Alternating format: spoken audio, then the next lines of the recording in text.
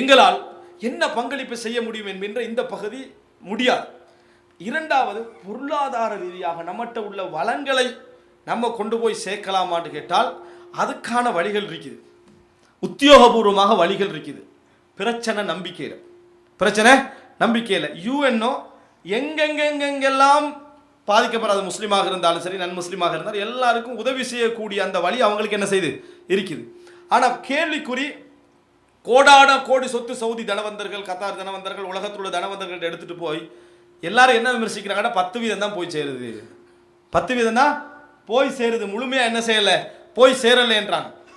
அப்போ இது ஒரு வகையில் நம்ம இஸ்லாத்துடைய விரோதிகளுக்கு, அதாவது இஸ்லாத்துக்கு அநியாயம் செய்ய நினைக்கக்கூடியவர்களுக்கு நம்ம என்ன செய்கிறோம், உதவுகிறோமோ என்ற ஒரு பகுதியாக என்ன செஞ்சிடும், அது ஆகிவிடக்கூடிய வாய்ப்பு இருக்கிறது உண்டு. சரி, இஸ்லாமிய நிறுவனங்கள் கொண்டு போய் சேர்த்து கொண்டிருக்குது, இதை பற்றி என்ன விமர்சனம்? இவங்களால் ஒரு 50% போய் சேருதான், 50% அந்த குரூப் வளருது, 50% முஸ்லீம் அல்லாதவர்களுக்கு போய் சேருது.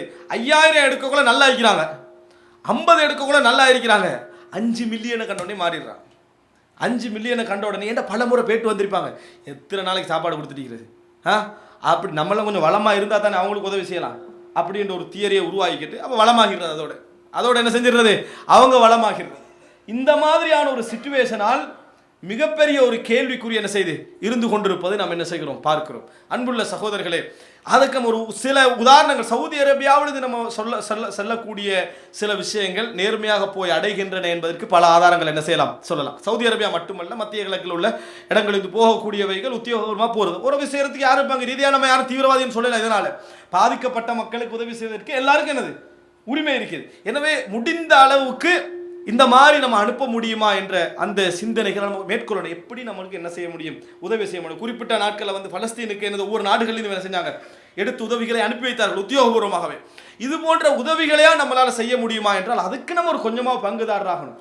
நம்மகிட்ட ஒரு 15 ரூபா தான் இருக்கணும் வைங்களேன், 15 ரூபா கொடுத்து என்ன செய்ய, எல்லாம் 1.5 லட்சம் ஒரு கொடுப்போம் யோசிக்காம நம்மகிட்ட இருக்கிறது, இதனால் நமது பங்களிப்பு செய்து நமது அல்லாவிடத்தில் நம்ம தப்ப முடியுமா, அந்த பங்களிப்பை நம்ம என்ன செய்யணும், வெளி உலகம் மட்டுமல்ல உள்பகுதியிலையும் தான் செய்ய பார்க்க வேண்டும். இந்த மாதிரியான ஒரு பங்களிப்பு நம்ம செய்ய முயற்சி எடுத்தோம் என்று சொன்னால் ஒரு வகையில் அல்லாஹு தாலா எங்களை என்ன செய்வான், மன்னிக்க வாய்ப்புண்டு. அடுத்ததாக அன்புள்ள சகோதரர்களே, மூன்றாவது, இந்த பிரச்சனையை எடுத்து உலகத்துக்கு கொண்டு போய் சேர்ப்பது. இந்த விஷயத்தில் ஒரு சில வழிகாட்டல் தேவை. நிறைய பேர் இது மாதிரியான செய்திகள் வந்த உடனே ஷேர் பண்ணுறதும், லைக் பண்ணுறதும், ட்வீட் பண்ணுறதும், ஏன் தெரியுமா, எப்படியாவது இது எல்லாருக்கும் போய் சேர்ந்துடணும் அப்படின்ற ஒரு உண்மையான ஒரு எண்ணத்தோடு தான் செய்கிறாங்க. ஆனால் அப்படி செய்கிறதுல சில தவறான அணுகுமுறைகள் நிறைய என்ன செஞ்சிடறாங்க, அவங்க செஞ்சிடறாங்க. அதில் உண்டு என்ன என்று சொன்னால், பயத்தை பரத்துவதுக்குதே அது நல்லதே இல்லை. முதலாவது விஷயம், உதாரணமாக வைங்க, ஒரு இடத்துல அடிச்சிடிக்கிறான்னு வைங்களேன், அடிக்கிறான் முட்டிஞ்சுது நீ அவ்வளவுதான், அப்படியே நீங்கள் பரத்தி விட்டுன்னு வைங்களேன், 50% தான் திருப்பி எழும்புவான், 50% பயப்பட வந்து அவன் எரிச்சிட்டு அவன் காலி ஆயிடுவான். பிள்ளைங்கிட்டா நல்ல முறையில் புரிந்து கொள்ள வேண்டும். எல்லோரும் ஒரே மனநிலையில் இருப்பதல்ல. ஒரு இடத்துல பயங்கரவாதத்தை பற்றி ஒருத்தர் பேசுறாரு, தைரியமாக இருக்க வேண்டிய இடத்தை வச்சு பேசுறாரு. நம்ம தைரியமாக இருக்க வேண்டும், என்ன நடந்தாலும் தைரியமாக இருக்க வேண்டும். ஒரு ஊரில் நடந்தது உங்களுக்கு தெரிந்தானே, வெட்டி வீசினார்கள், கொத்தி போட்டார்கள், நெஞ்ச பிளந்தார்கள், தலையை பிளந்தார்கள், அப்படி இப்படி சொல்லி தைரியமாக இருக்க வேண்டும். எவன் தைரியமாய் மாதபுரம் இந்த மாதிரி ஒரு செய்தி, எது நடந்தாலும் நம்ம தைரியமாக இருக்க வேண்டும். வாளால் அப்படி 2ஆ பிளந்தார்கள், அப்பயும் நம்ம தைரியமாக இருக்க வேண்டும்னா, அடுத்த நாள் அந்த இடத்துல தைரியமாக இருக்கணும்னு சொன்னவரும் இல்லை, யார் முன்னாலும் ஒத்தரும் இல்லை, லொக்க போட்டு போயிட்டான் வந்தவன். என்ன காரணம் தெரியுமா, அல்லாஹ் தஆலா குர்ஆன்ல சொல்றான், அவர்களிடத்திலே ஒரு பயமான செய்தியோ சந்தோஷமான செய்தியோ வந்தால் பரத்தி விடுகிறார்கள். அப்படி செய்யக்கூடாது. யார்கிட்ட கொண்டு போய் அதை சேர்க்க வேண்டுமோ அவர்களிடத்திலே சேர்த்தால் அவர்கள் இதை சொல்லலாமா சொல்லக்கூடாதா, எங்க சொல்லணும் என்கின்ற நடவடிக்கை எடுத்திருப்பார்கள் அல்லாஹ் தஆலா சொல்லி காட்டுறான். அதை செய்யாமல் நம்ம செய்யக்கூடிய ஒரு மிக முக்கியமான வேலை என்னென்னா, எந்த பயமான செய்தி வந்தாலும் உடனே பரத்தி விடுவது. இதனால ஒரு கலவரம் நடக்கக்கூடிய ஒரு சூழ்நிலை ஒரு இடத்துல ஏற்படுதுன்னு வைங்க, கலவரம் நடந்துட்டு இருக்குது. இந்த சந்தர்ப்பத்தை பார்த்து என்ன செய்வான்னு சொன்னால், ஏற்கனவே பிஸ்னஸ் கோபம் உள்ள ஒத்துழைப்பாங்க, அவன் அந்த கடையை போடுறா, இதான் நம்மளுக்கு சந்தர்ப்பம்னு சொல்லி போட்டு எல்லாத்தையும் எடுத்துருவான். உடனே கடை எரிப்பு, தீவிரவாதிகளால் கடை எரிப்புன்னு போடுறது, கனெக்ட் ஆகிரும். அங்கே ஒரு வெடிப்பு நடக்குது, கனெக்ட் ஆகிரும். எல்லாம் நாடு ஃபுல்லாகவே என்ன பயங்கரவாதம் நடக்கிற மாதிரி, நாடு ஃபுல்லாக பயங்கரவாதம் நடக்கலை. நடந்தது எங்க, ஒரு இடத்துல, மற்ற இடத்துல எல்லாம் பயன்படுத்தியவைகள். அப்போ இது சோசியல் மீடியாவால் வந்த ஒரு கெடுதி. விளங்கிட்டா, மாஸ் மீடியாவை பொறுத்த வரைக்கும் அதுலேயும் கெடுதிக்கு இல்லாமல் இல்லை. ஆனால் இப்போ இது எல்லாருடைய கையிலேயும் போனதால வந்த ஒரு மிகப்பெரிய கெடுதி என்பதை நம்ம என்ன செய்ய வேண்டும், புரிந்து கொள்ளும். கெடுதியா இல்லையா? இந்த மாதிரியான செய்திகள் இந்த அளவில் போய் சேர்ந்த என்று சொன்னால் நம்ம மக்களுக்கு கொண்டு போய் சேர்க்கிறோம் என்ற பேரில் இது நடந்து கொண்டிருக்கு. இதை ஒரு அறிஞர் எழுதுறாரு, அந்நஹீபுல் இலக்ட்ரோனி அலா மவாஜில் முஸ்லிமீன், முஸ்லிம்களுடைய வழிகளில் எலக்ட்ரோனிய அழுகை. என்ன எலக்ட்ரோனிய அழுகை என்றாரு? எதை கண்டாலும் ஒரு அழுகை போட்டோ போடுறது, ரோஹிங்கியால கொடுமை டக்குன்னு அந்த இது போட்டுறது, அழுது முடிஞ்சாச்சு. இவர் அளவே இல்லை, ஆனால் அதை போட்டுடுறது முடிஞ்சு. நமது கடமை என்னது, முடிஞ்சது. அதை பொம்மை அழுகுது ஒரே போட்டு. அதே போல ஏதாவது ஒரு பிரச்சனை உடனே அதை போட்டுறது, அதே போல சோர்வாய்க்கிற மாதிரி போட்டுரு, உலகத்தில் இவ்வளோ கவலை அப்படின்னு போட்டுரு. இதான் நஹீபுல் இலக்ட்ரோனி என்றது. ஞாபகம் வைத்துக்கணும் சகோதரர்களே, இது ஆரம்பத்துக்கு விளங்காது. ஒரு 5-10 வருஷம் போகிற நேரத்தில் என்ன நடக்கும் தெரியுமா? நம்ம அழலைன்றது நம்மளுக்கு மறந்துருக்கும். ஏதாவது அழுதுட்ட மட்டும் தான் மனசில் இருக்கும். ஏன் அதை போட்டோமே, நம்ம சிந்தனைக்கு அதான் கிணக்கு. நம்ம 2ஆம் முறை சிரிக்கிறோமா இல்லையா? இப்போ நிறைய பேர் ஃபஸ்ட்டுக்கு ஒரு நகைச்சுவை வந்தோடனே சிரிச்சிடுறது, திருப்பி அவனுக்கு சிரிச்சதை விளங்கணுமே அதுக்காண்டி எடுத்து இன்னொரு முறை அதே மாதிரி சிரிக்கிறது. நடக்குதா இல்லையா? நடக்குது. இப்பயே கிட்டத்தட்ட பைத்தியமாக்கிறோம். அப்போ இந்த மாதிரியான நடைமுறைகளை நம்ம அந்த முஸ்லிம்களுடைய அந்த கொடுமை விஷயத்தில் என்ன செய்யறோம், செய்து கொண்டிருக்கிறோம். அந்நஹீபுல் இலக்ட்ரோனி தேவையே கிடையாது. நம்ம எந்த செய்தியை மக்களுக்கு கொண்டு போய் சேர்க்க வேண்டும், எந்த செய்தியை கொண்டு போய் பகிர வேண்டும் என்கின்ற ஒரு சிந்தனை நம்மகிட்ட என்ன செய்யணும், வரணும். அதை பற்றி ஒரு அறிவு வரணும். ஷேர் பண்ணாமல் இருந்தால் குற்றமே இல்லை. ஷேர் பண்ணாமல் இருந்தால் அல்லாஹ் தஆலா உங்களை குற்றம் பிடிக்கவே மாட்டான். அதனால நீங்கள் குற்றவாளியாக மாட்டீங்க. நீங்கள் முதலாவது பாருங்க, யாருக்காக எதிராவது ஒரு பெண்ணோ ஏதாவது பேசிடுறா, என்னை அநியாயம் செஞ்சுட்டு அப்படி செஞ்சுட்டு உடனே ஷேர் பண்ணி அனுப்பி விடுறது. அவனோட வாழ்க்கை சரி, உண்மையா பொய்யான்னு தெரியாது, உண்மையா பொய்யான்னு தெரியாது. சில பொழுது அந்த பெண் அழுது வீடியோவாக்கா இல்லாமல் இருக்கலாம், யார்கிட்டயும் அழுதிருக்கலாம். இவர் உலக உணர்வுல அதை வீடியோ பண்ணி உலகத்துக்கு போட்டிக்கலாம். கேட்ட பிறகு அந்த பெண்ணுடைய மானம் என்னது நடக்குதா இல்லையா? எவ்வளோ பெரிய அநியாயம். அதாவது நம்ம எடுக்கக்கூடிய மீடியா என்று உண்மையிலே பவர்ஃபுல் மீடியா சோசியல் மீடியான்றது. ஆனால் கொஞ்சம் நிதானம். நம்ம எப்படி நிற்கிறோம், எதில் நிற்கிறோம், மறுமை நாளில் என்னது அல்லாஹ் தஆலா கேட்பான். என்ன காது என்னது உள்ளம் நம்ம வாயில சொன்னது எல்லாத்தையும் அல்லாஹ் தஆலா விசாரிக்கிறான்னு நினைக்கணும். எனவே முஸ்லிம்களுக்கான ஒரு விஷயம் வார நேரத்தில், நமது நாட்டிலேயோ வெளியே வர நேரத்தில் இது ஷேர் பண்ணத்தக்கது தானா என்கின்ற ஒரு அறிவை நம்ம வளர்க்க பழகணும். அதை பற்றி விழிப்புணர்வுகளை உண்டாக்கணும். இரண்டாவது, யார்கிட்ட இதை கொண்டு போய் சமர்ப்பிக்கலாம்.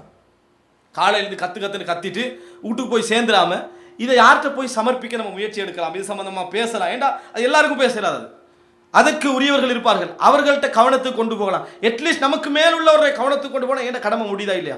நான் அதுக்கான ஒரு போராட்டத்தை கொடுத்துக்கிறேன்னு என்னோட கடமை என்ன செய்யும் முடியும். அந்த பகுதியாக நம்ம என்ன செய்யலாம்.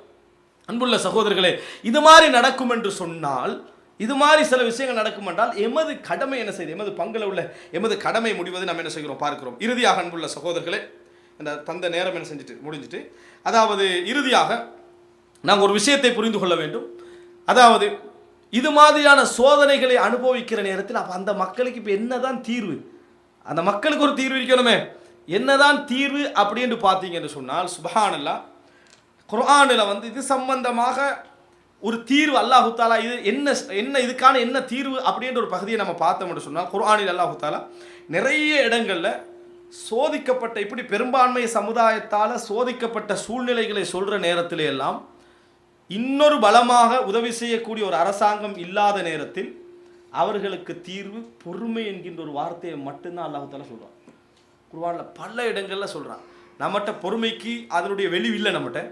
ஆனால் அல்லாஹ் தஆலா சொல்கிறான் பாருங்க, அவர்கள் அதாவது மூசா அலைஹிஸ்ஸலாத்துடைய சமுதாயத்துக்கு ஃபிரௌனுடைய அந்த உடனே ஃபிரௌன் அதாவது அனௌன்ஸ் பண்ணுறானே, உங்களோட மாறுகை எடுப்பேன் அப்படின்னு அனௌன்ஸ் பண்ணுறான் தானே. அப்போ அவங்க உறுதியாக மார்க்கத்தாங்க சொன்ன நேரத்தில் உடனே அவன் அறிவிக்கிறான்.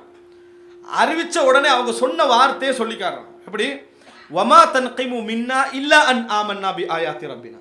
இப்போ நீ எங்களுக்கு அநியாயம் செய்ய போகிறது, எங்களை கொடுமை செய்ய போகிறதெல்லாம் நம்ம எனது இறைவனுடைய வசனங்களை ஈமான் கொண்டதுனால தானே. இறைவனுடைய வசனங்களை ஈமான் கொண்டதுனால தான் எனக்கு அநியாயம் நீ செய்ய போகிறாய்.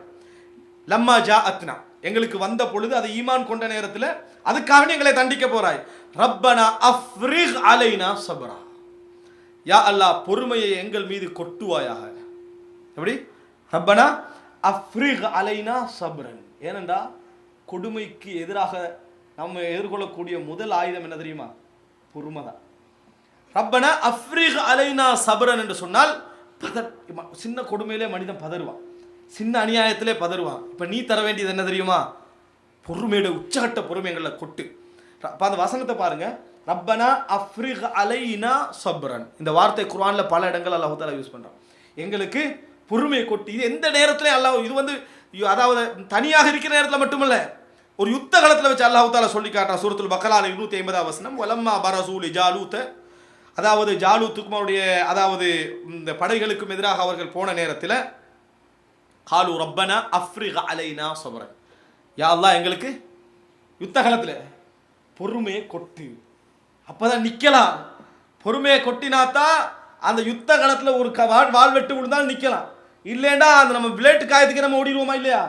இந்த மாதிரி இடத்துல பொறுமை கூட இருந்தால் மட்டும்தான் என்ன செய்யலாம், நிக்கலாம். அப்போ மூசா அலைஹிஸ்ஸலாம் சமுதாயம் ஒரு சிறுபான்மை சமுதாயம். யார் அவரோட இருக்கிறாங்க? அல்லாஹ்வுடைய தூதர் மூசா அலைஹிஸ்ஸலாம் இருக்கிறாரு.